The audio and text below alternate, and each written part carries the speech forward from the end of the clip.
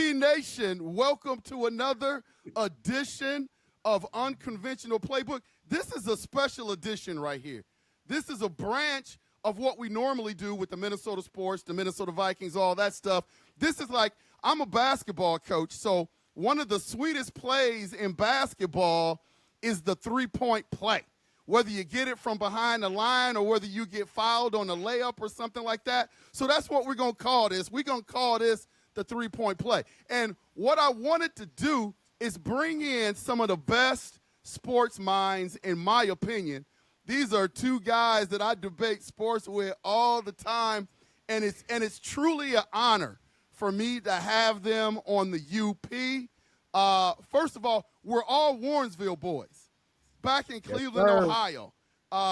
And so for us to be able to get on this podcast and just talk a little bit of sports, we'll hit some Viking stuff, but the idea of this is to talk about anything that's current in sports that UP Nation or anybody else may be interested in. So I'm ready to go. First, I got my guy, Mr. Terrence Alston from Warrensville Heights, Ohio. T, thanks for joining the show, man. Thank you. Thanks for having me. Can't wait. Let's get it on. Appreciate it. And then my guy, Coach Young, Hot Rod, Mr. Rodney Young, who's been on the show before. Those of you have seen our Buckeye podcast talking about the Buckeyes. He has committed to joining this thing as well. Has a great podcast himself called Let's Talk About It. Hot Rod, thanks for joining the show, man. I really appreciate it. Man, listen, it's nothing but a pleasure for me to be on. I haven't heard Hot Rod in almost 20 years. You know what I mean? So it's kind of funny hearing that. I haven't heard that in a long time. But, man, UP Nation, what is up? I'm so glad to be back, man. Let's get this thing rolling. Let's get into this, man. And so I'm a little bit biased. You guys know that I'm a Minnesota Viking fan. So let's start there. The majority of my audience is Minnesota Viking fans, and we get a lot of feedback. And so the Minnesota Vikings and Kwesi Adolfo-Mensah, who's our general manager, came from the Cleveland Browns, has done a tremendous job. He spent over $240 million in free agency thus far. But there's the one topic that keeps coming up. Aaron Rodgers or J.J. McCarthy. What do you guys think about the whole Aaron Rodgers deal? If you were in the shoes of the Minnesota Vikings right now, what would you do? Would you roll with the young buck, or would you bring in a first ballot Hall of Famer, albeit he's 41 years old, but he still can sling that thing a little bit. He's not as mobile. What would you do at this point? You go first, Rodney. Well, check this out. I look at the fact that the Minnesota Vikings are going all in. They spent $81 million on two defensive tackles, Jonathan Allen and Javon Hargrave. Yep. And just alone. And my thing is, although he's a Michigan kid, okay, J.J. McCarthy is the future. And if J.J. McCarthy is healthy to roll, then I'm going to put J.J. McCarthy under center, and we're going to get this thing going. From every report that I've heard, the kid is an athlete. Like I said, taking nothing away from him. I watched him at the University of Michigan. He is an athlete. In terms of Aaron Rodgers, listen, y'all, I'm going to ask my Minnesota Viking fans there. How far did Brett Favre take y'all? NFC Championship game. Okay. But there was no Super Bowl that came out of Brett Favre, right? Nope. Okay. Same thing that's going to come out of Aaron Rodgers. All right? Aaron Rodgers went to the Jets. He was horrible with the Jets. And now, if he shows up in Minnesota, he's just taking the same path from Green Bay to New York, then to Minnesota. That's the same path, okay? That's the same path that Brett Favre took. I get it. He's a first ballot Hall of Famer. But J.J. McCarthy is your future. And what happens to J.J. McCarthy's psyche? Because you know Aaron Rodgers is not going to come in there and try to teach J.J. McCarthy how to be a good pro. He's not going to do that. So my thing is, if the Minnesota Vikings are all in on J.J. McCarthy, stay that way. I agree, Rodney. Roll with him. Roll with the young guy. Aaron Rodgers brings too much off the field stuff. He's on the Pat McAfee show every hour. He's he may be wanting to go back and do Jeopardy. I think his best playing days are behind him. Go with the young buck. This is a guy that played at Michigan, played in the Big Ten. He went up against the best talent. If he's healthy, let's roll with him. Let's roll with him.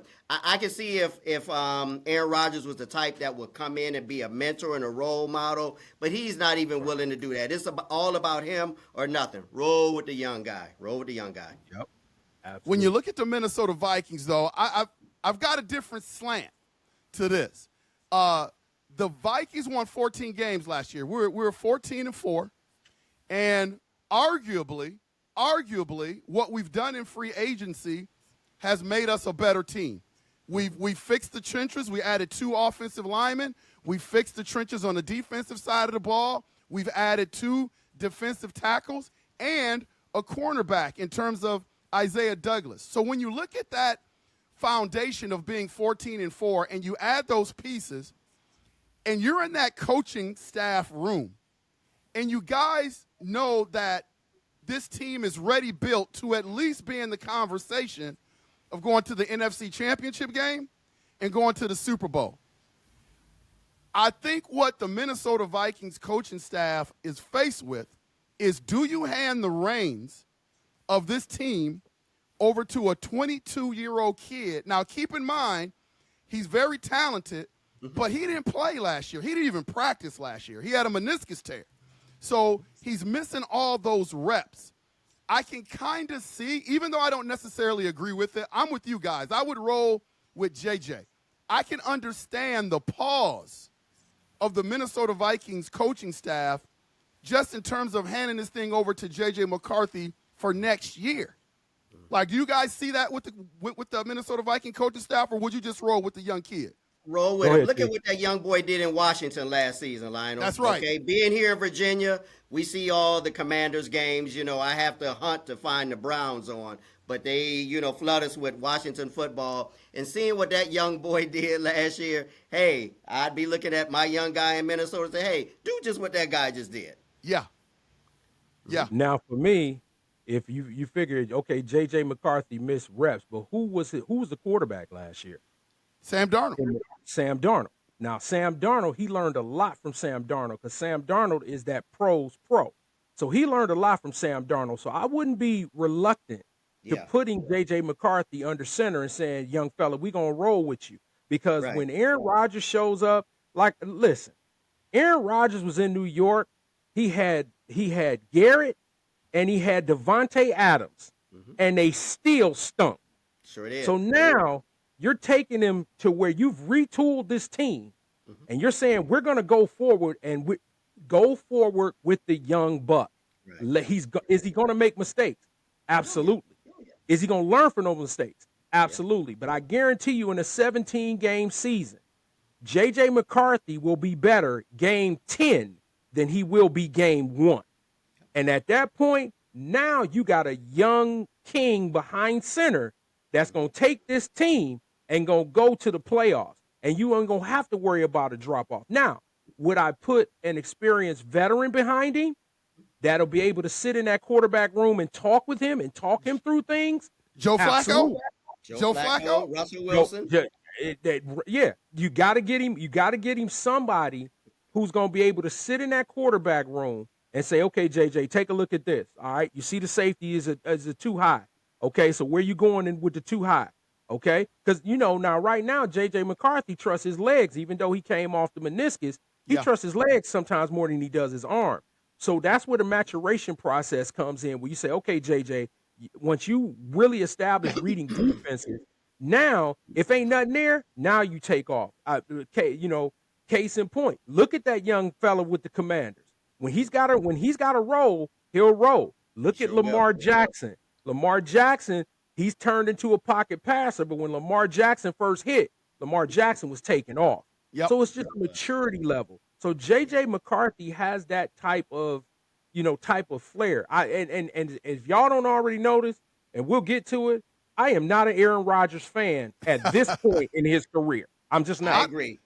I don't think there's too many Aaron Rodgers fans out there. Not now. And again, I've been taking a lot of heat on my podcast, and I've been standing in there taking the bullets. My whole standpoint, I think people misconstrue that I want Aaron Rodgers. Let me be clear. I would love to see J.J. McCarthy at the helm. My only point to the UP Nation fans out there, because they was like, man, don't bring Aaron Rodgers in here. Aaron Rodgers is cancer. I'm just saying when you have that window of opportunity to reach the Super Bowl, I can just understand the hesitation, whether you agree with it or not. I understand the hesitation of the Minnesota Vikings coaching staff, at least having a conversation about it and consider it.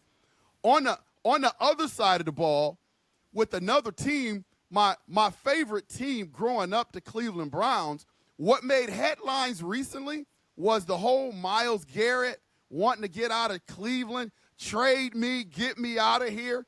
And then the Cleveland Browns stepped up and gave him the bag.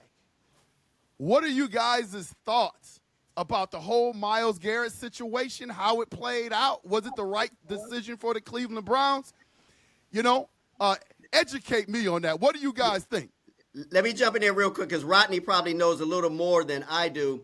But I read something the other day where it said that Myles knows who we're going to get for quarterback. People are saying he took the bag, he took the money, but Myles may know a little bit more than we know, okay? Okay. Now, prior to that, I was okay with him leaving. I really, really was, because I can understand, his frustration. He's been there 7-8 years. We haven't won. So I get it. So at first I was all, for it. I was all for it. Now that he's choosing to stay, again, maybe he knows something that we don't know. And maybe he knows whether we're going to, pick a quarterback or if they're going to bring in a veteran. Now, this may sound crazy. I'm okay with Russell Wilson. I am, because he's better than anything we currently have right now.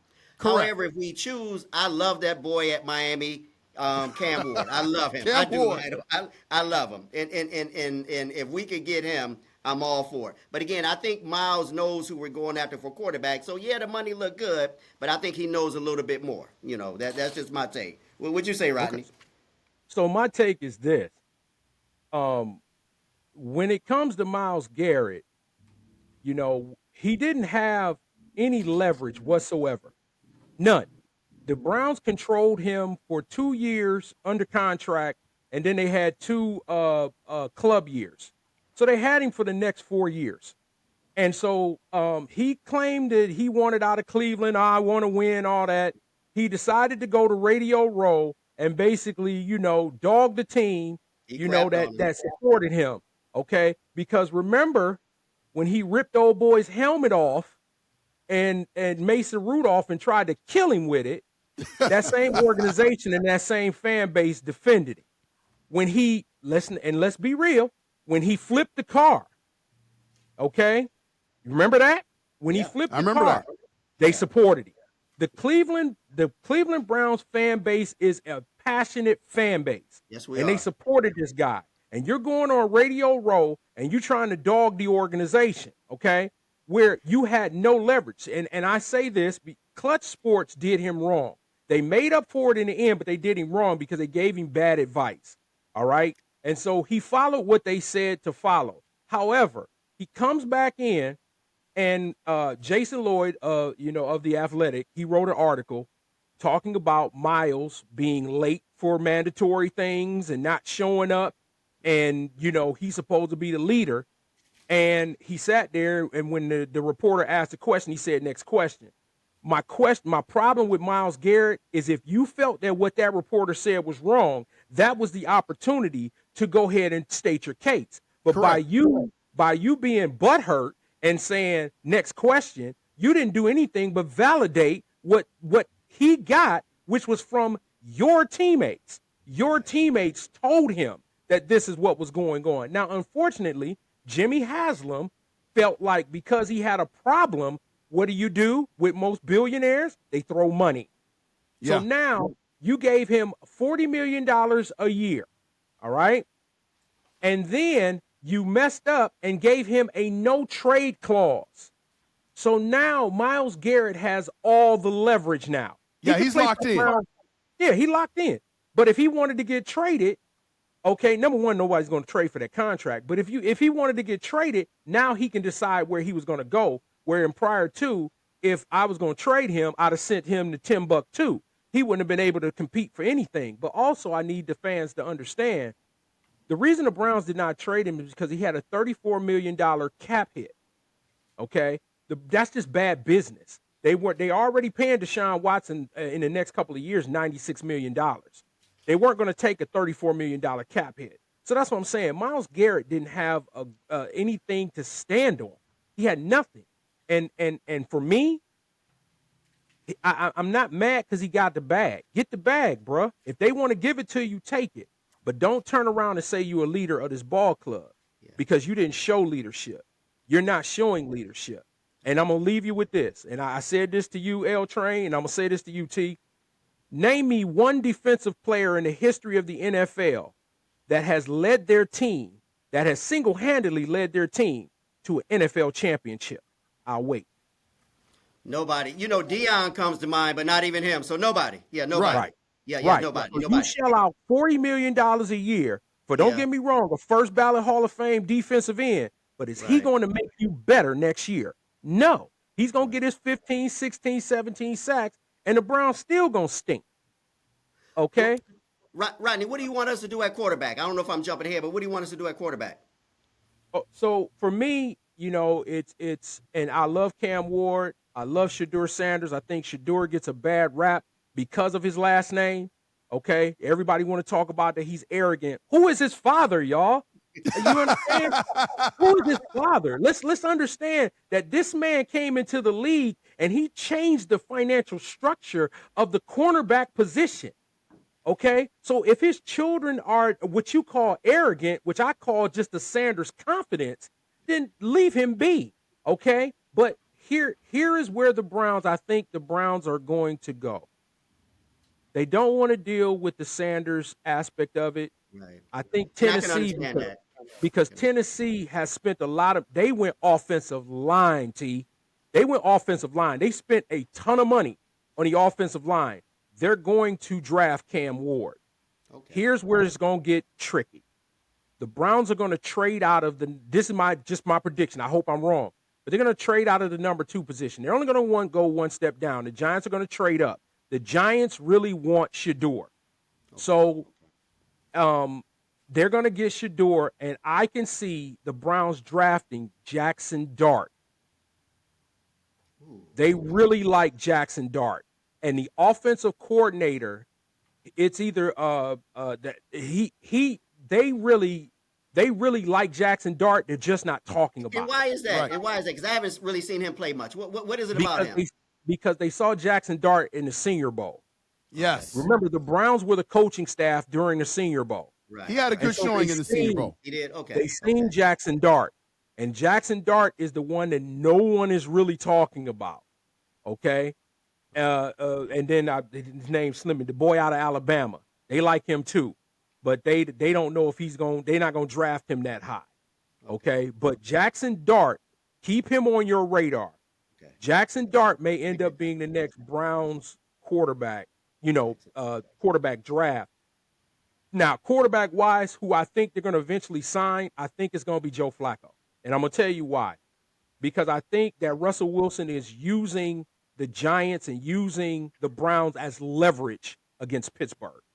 Yeah, what he's saying is y'all gonna sit and wait on Aaron Rodgers when y'all already had me in the building, and that's what I'm saying. I don't understand what Pittsburgh is thinking, because they let both their quarterbacks go.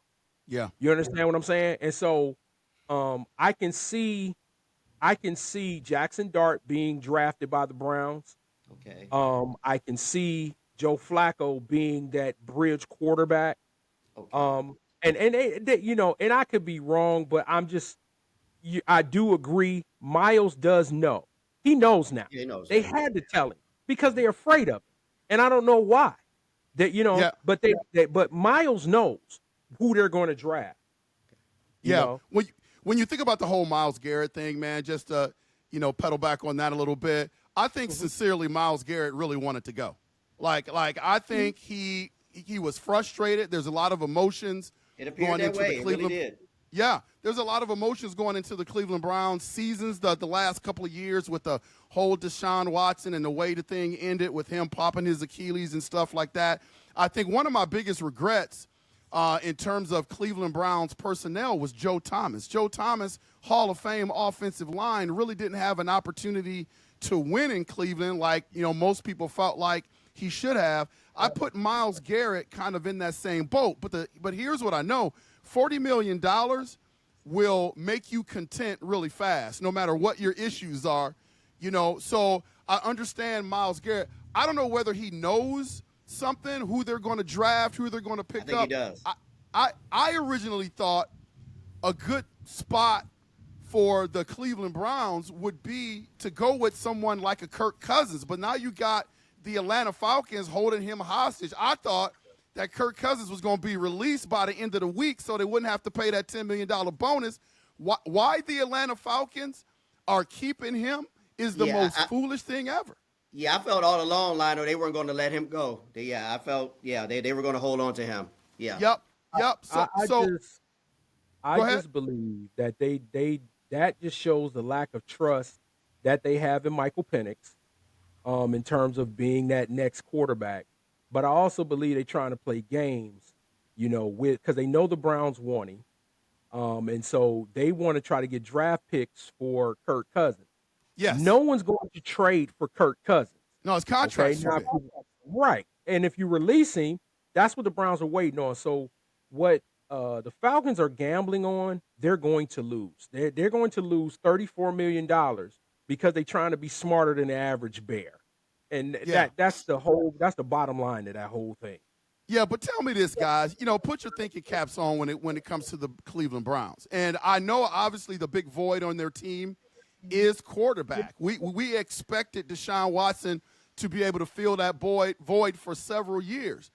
But here's my question. Even though we need a quarterback, and this is not, for all intents and purposes, a quarterback-rich draft, why would you, as the Cleveland Browns organization, knowing where your organization is now, knowing where you are financially, where you're going to be strapped for a few years, why would you want to bring, with your history of quarterbacks, Johnny Football, and I can rattle on names, name after name after name, why would you want to bring a rookie quarterback, whether it's Sanders or Ward, into a situation where you're not going to be able to have a lot of flexibility and add a lot of pieces, and you're probably going to struggle? So therein lies creating another environment where a young quarterback is going to have a challenge in being successful here. See, I've always thought the Cleveland Browns may go another way other than quarterback, but I'm just trying to wrap my mind around why they would do it. Why would they bring in a young future franchise quarterback in this situation with the Cleveland Browns right now? Only thing that comes to mind for me, L Train, is what just took place in Washington and a few other places where the young guys have come in and made it happen. And we fans, hey, I left Cleveland in 1983 and still love the Browns, okay? Yeah. I still wear the gear, still rock everything. I got a flag flying in front of my store. They got to do something because the fans, they need people to go down to that stadium, Yes. In the fall as well, too. So I think it's just one of those things, man, where they just got to fix it. They got to fix it. Yeah. So I'm glad, T, you talked about the stadium. Number one, Abdul Carter is not going to bring people into the seats. That's true. Unfortunately, Travis Hunter, as gifted as he is not going to put butts in the seats. You look at the quarterback position, because that is the most sought-out position in the NFL, and the Browns have failed on several different occasions, other than Bernie Kosar. Right. All right. They have failed since then. They're like a kid that just continues to want to beat his head against the wall. Okay. This fan base wants a quarterback that can win. And so, like I said, could you draft Abdul Carter? You absolutely could. Would this fan base lose their mind over it? Yep. If you drafted Travis Hunter, then this fan base would lose their mind over Travis Hunter. Why? Because they're going to say, well, who's going to throw him the football? Kenny Pickett? No. Okay, so you have to get a quarterback that's going to be competent enough that over the next couple years, that's going to be able to take over the organization when they get ready to move into the new stadium, at that time. I'll buy that. And of course, our Browns. Listen, man, we are such a starving fan base for winning. Yes, we We are. really want to win. We really do. And I think sometimes Jimmy Haslam, the owner of the Cleveland Browns, I think he fails to realize how passionate this fan base is. I think sometimes he thinks that the fan base is stupid and that he can just do whatever you want and the fan base is going to sit and take it. Right. But they have, they have the makings of being decent.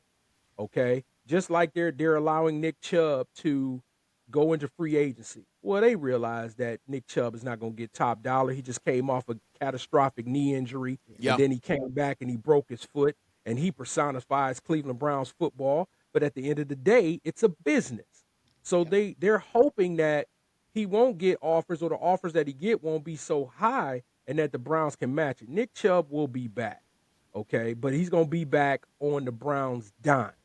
But to answer the question, they have to draft a quarterback. As much as I would say, yes, Travis Hunter is the one, or Abdul Carter is the one.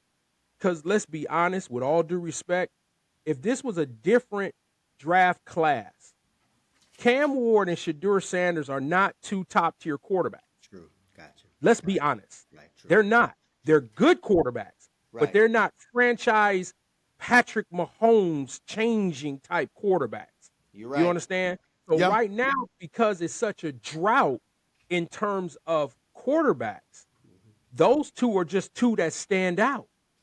But can I say that they're franchise changing? No. No. But the Browns, they have to get a quarterback to try to keep this fan base calm.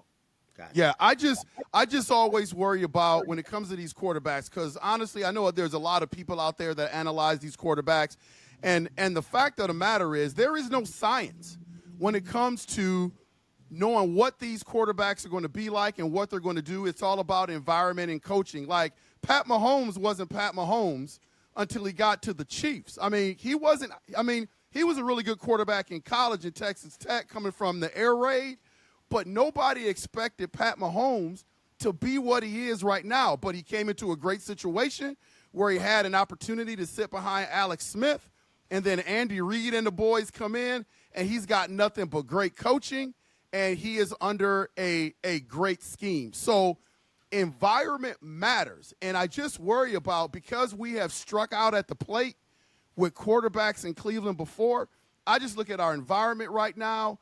I look at where the organization is financially, and I just don't know. And I agree with you, Rod, in terms of neither one of these quarterbacks are generational talents. I think, but you just never know. I just worry about the environment. So I'm gonna hit you with this, Rod.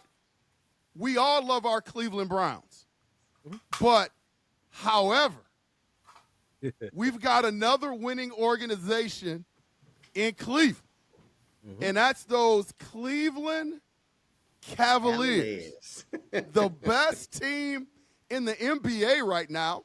Not only are they the best team, but Rodney, you and I were talking before we got on air, they have been dominant. They are 56-10. And there's two things that can stop this team: injury and Oklahoma City, possibly. Right. Because Oklahoma City is the real deal, but our Cleveland Cavaliers, man, they're the real deal as well. What do you guys think about the Cavs? Let me go, Rodney.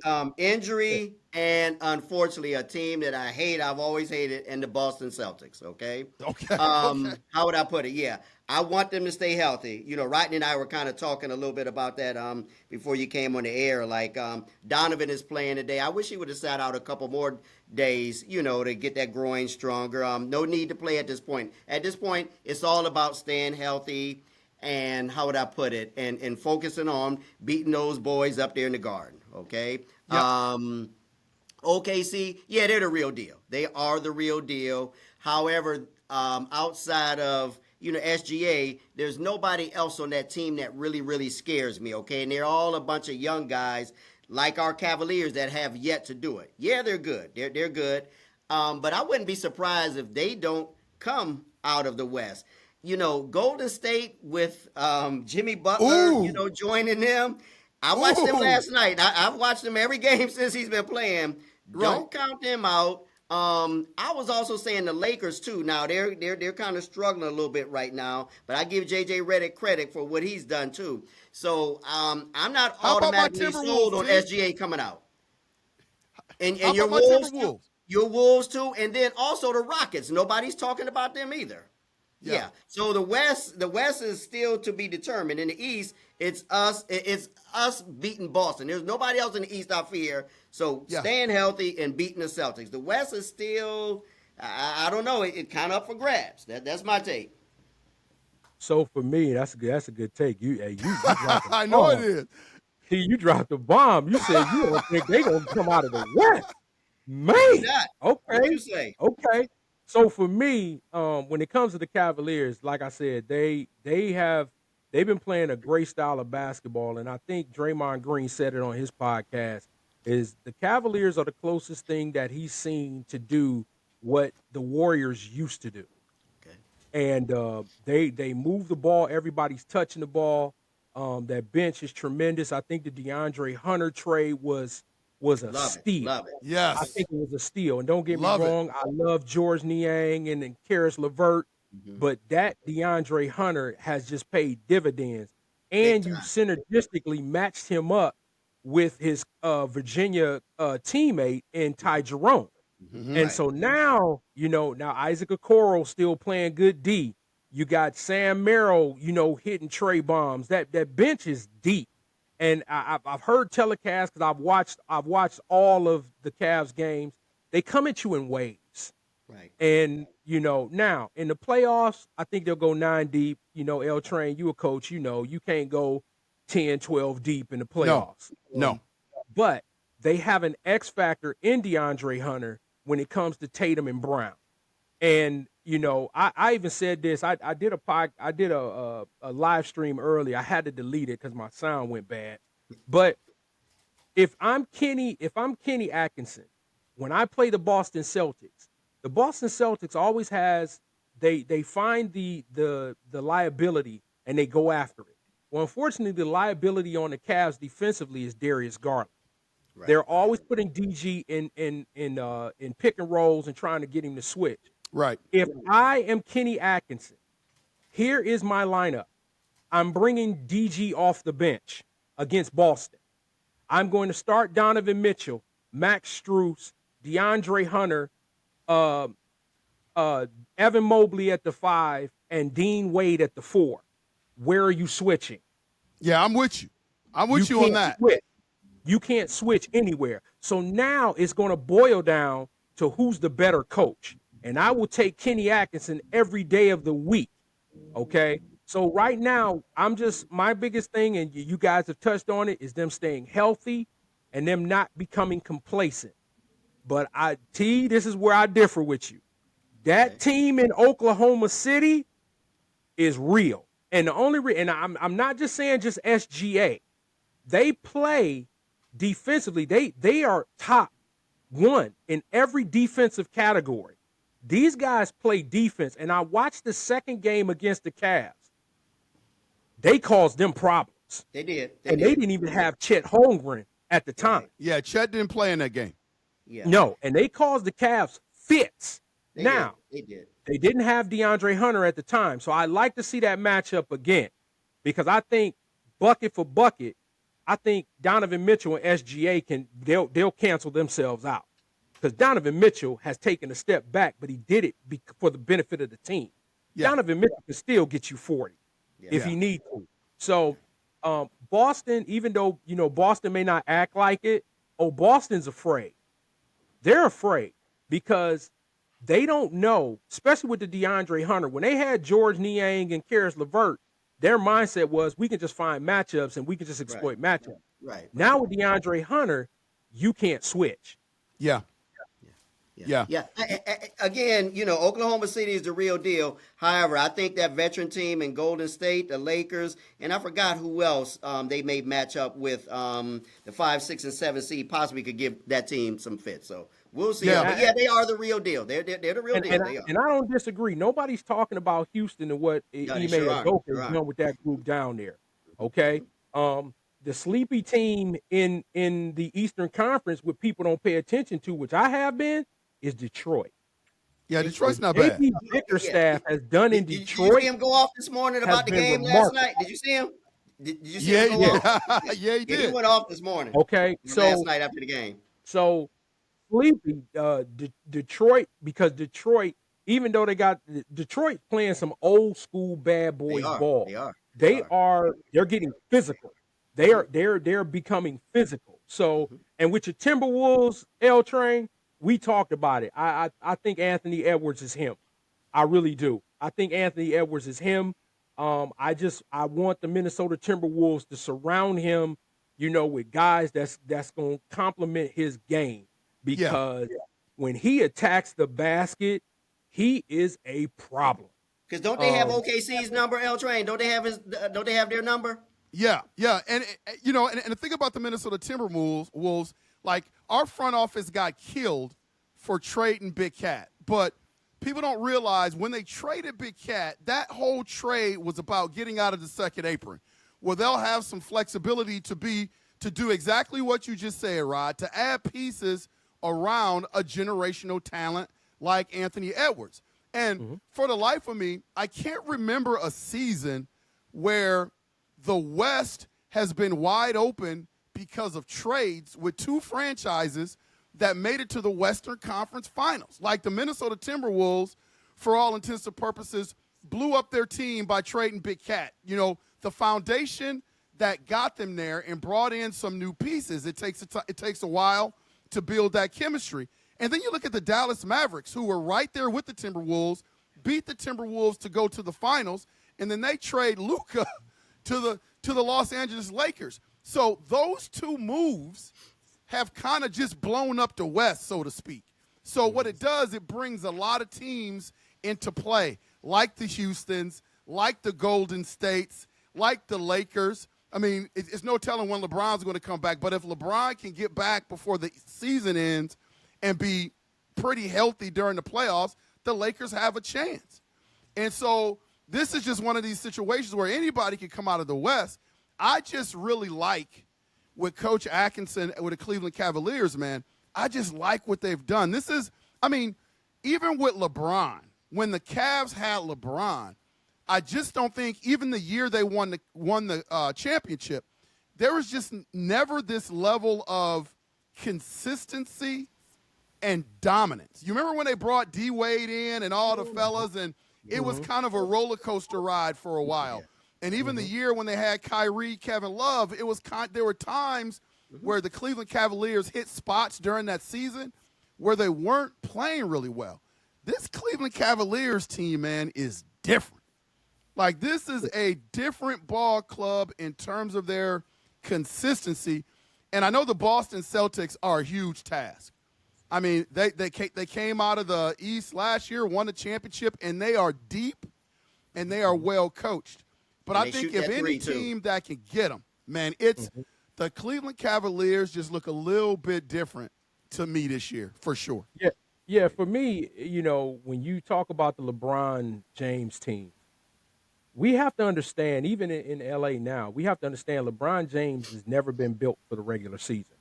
His mindset is just get me to the postseason. Yep. And that's what's going on here in LA now. Yeah, because listen, he has a groin injury. He didn't look too injured, because I looked at the Sierra Canyon state championship game, which, by the way, they were balling. That was a great high school. That was probably one of the better high school games that I have ever seen. Those young men, and shout out to Sierra Canyon for winning the state championship in LA. But the team they played against, those guys were balling. But when LeBron jumped up and started running, I said, well, his groin ain't feeling too bad. But LeBron is not built for the regular season. He's built for the playoffs. Yep. So that's when LeBron becomes dangerous. Is when it doesn't matter if he's a play-in. It doesn't matter. Just get him in. Because his mindset is, once I'm here, I can beat you in anything that you decide to do. And that's the difference between his Cavalier teams and this Cavalier team. Where this Cavalier team is sharing the ball, it's all about, me, you. But with that LeBron James team, it was like, look, man, we know we better than 90% 99% of the teams in the league. Let's just get to the playoffs, and then we go from there. You know what I'm saying? So, but this Cavaliers squad is exciting to watch. Love it. Love the ball movement. But I think for me, what stands out is the camaraderie. They seem like a team that just likes each other. They're rooting for one another. Sure do. You know what I mean? Even Jalen Tyson, how they did Jalen Tyson the other night by putting popcorn in his car. You know, just stuff like that. But they like each other. My concern with the Cavaliers is when teams get physical with them, specifically Jared Allen. Yeah. Now, I watched Jared Allen in Memphis, took it to Zach Edey, and that was the first time I ever saw Jared Allen get physical. I watched that game. Yeah, that's the first time I saw Jay. I mean, he was lowering shoulders, throwing jump hooks, dunking the ball. If I can see that out of Jared Allen, because I've heard all the national pundits, they saying that, you know, Donovan's the key, or Evan Mobley is the key, or Darius Garland is the key. The key is Jared Allen. Jared Allen, right. If Jared Allen, because Jared Allen has always had problems with bigger centers, because legitimately he's 6'10", but he's only 240 pounds, okay? Dealing with Joel Embiid, who's 285, and dealing with those guys. So if I can see more of a level of physicality, and I love that Kenny Atkinson, I know it might sound negative, but he's not playing him in the fourth quarter. Yeah. Because he's starting to develop that Golden State death lineup. Yeah. Look and see who he's putting out there, okay? Because his mindset it's how you finish, okay? Right. I'm checking my phone here too, T, because I'm seeing the Magic is hanging in. But I'm to a level with the Cavs where I anticipate them to win. Yes. I don't care how far down they are. I anticipate them to win. Yeah. That's when you know you've turned a corner. Yeah. I anticipate them to win. So if they lose, it's like, okay, we move on. Yeah. And keep in mind, Jared Allen, to go back to your point, was hurt at the end of the year last year with the Cleveland Cavaliers going into the playoffs. So, like I said before, health is everything. Health is everything. Listen, man, we can go on and on and on and talk. I'm glad that we get to do this more often in terms of talking sports. Like, I really respect you guys as sports minds, and I think UP Nation out there and future members of UP Nation are really going to enjoy this segment. This is not about the Minnesota Vikings or the Cleveland Browns and the Cavs. You know, that's what we touched on today, but we're going to touch on various topics to give people an opportunity to maybe see things from a different angle or just to think about some things. And so I really appreciate you guys coming on today. Appreciate it. Appreciate the invite. Can't wait for the next one. Let me know when the next one. Yep. Okay. That's hey, before we get off, I want to give you guys some pub too. T, you created a bookstore where you are. Do you want to talk a little bit about that? UP Nation is about 20,000 strong on the podcast. So I don't know if you do online sales or books or whatever, but tell the people a little bit about your bookstore. Okay, we're one of 18 independent bookstores in the Hampton Roads area. The Hampton Roads is made up of 7 cities: Norfolk, Virginia Beach, Suffolk, Hampton, Portsmouth, Williamsburg, Chesapeake, Newport News. And we're one of 19 independent bookstores. We have over 3,000 books. Check us out online on Facebook and Instagram, The Printed Word Bookstore. And also, too, Lionel, I think you know I love kids. This gives me a platform to push literacy, encourage literacy in the community. So we host a number of different programs out of here. We host story time. We host Boys in the Books.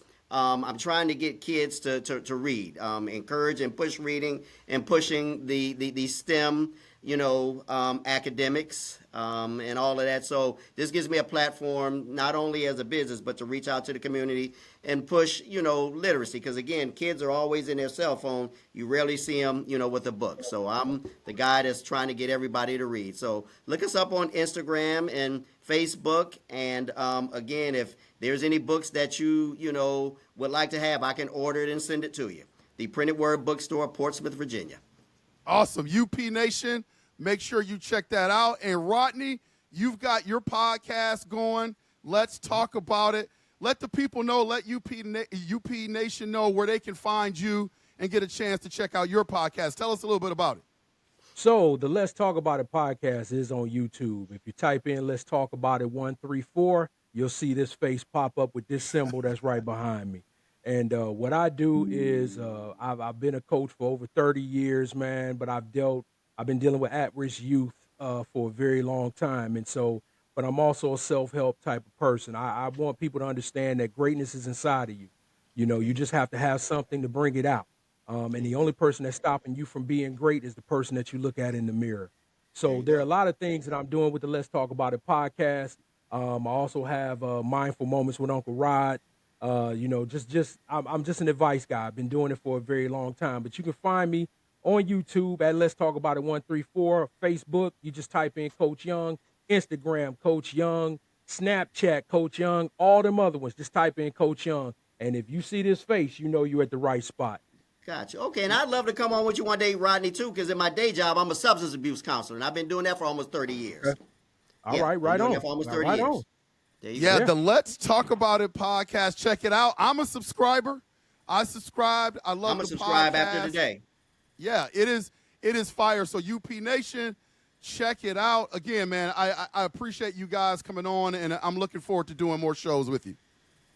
Thank you, L. Oh, Train. man, I'm telling you, man, I love it. I appreciate it. Yeah, I told Awesome. you get me into a mode of research, bro. You're researching. So for my Cavs fans, Cavs up 78-71 going into the fourth quarter. Gotcha. Awesome. Well, this has been Unconventional Playbook, the Warrensville Connection. All my Warrensville, Cleveland people out there, check us out. And we will make sure to see you when we see you. All right. Later. Y'all brothers have a good week. Peace.